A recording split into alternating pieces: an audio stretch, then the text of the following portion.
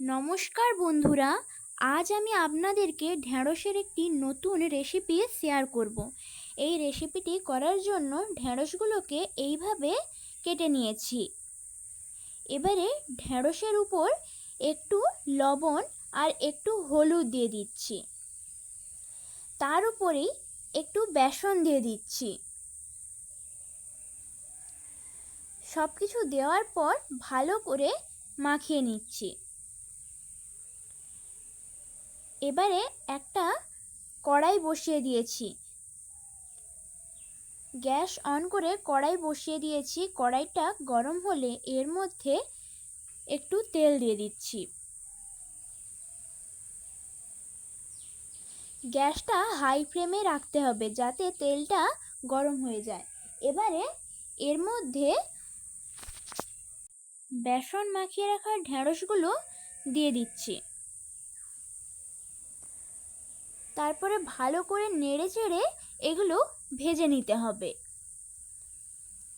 এই দেখুন ভাজা হয়ে এসছে। এবারে এগুলো তুলে নিচ্ছি।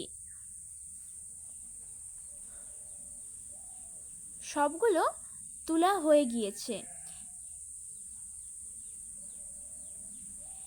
এবারে ওই তেলের মধ্যে আবার একটু তেল দিয়ে দিচ্ছি। তারপর তেলটা গরম হলে এর মধ্যে দুটো কাঁচা লঙ্কা দিয়ে দিয়েছি। কাঁচা লঙ্কাটা একটু ভাজা হয়ে গেলেই এর ওপর একটু মৌরি দিয়ে দিয়েছি।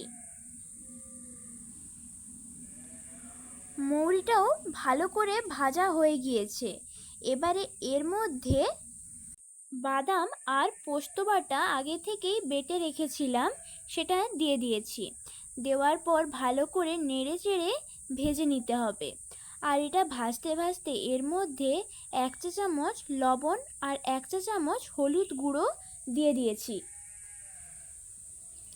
নুন আর হলুদটা দেওয়ার পর এতে লঙ্কা গুঁড়ি দিয়ে দিয়েছি। লঙ্কা গুঁড়িটা দিয়েও মশলাটাকে ভালোভাবে ভেজে নিতে হবে। এই দেখুন মশলাটা ভাজা হয়ে গিয়েছে। এবারে এর উপর একটু মশলা জল দিয়ে ভালো করে নাড়িয়ে নিচ্ছি। দেখুন মশলাটা ভাজা হয়ে গিয়েছে, তেল ছেড়ে দিয়েছে। এবারে এর মধ্যে কাজু বাদামের পেস্ট দিয়ে দিয়েছি।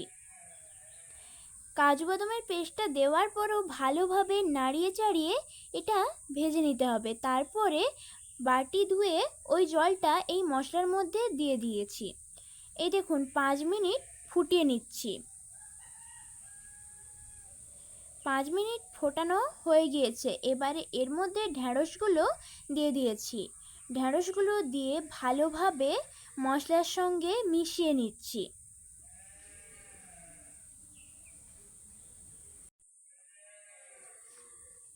এই দেখুন এবারে এর উপরে একটু চিনি দিয়ে দিচ্ছি। চিনিটা দিলে খেতে খুব ভালো হয়।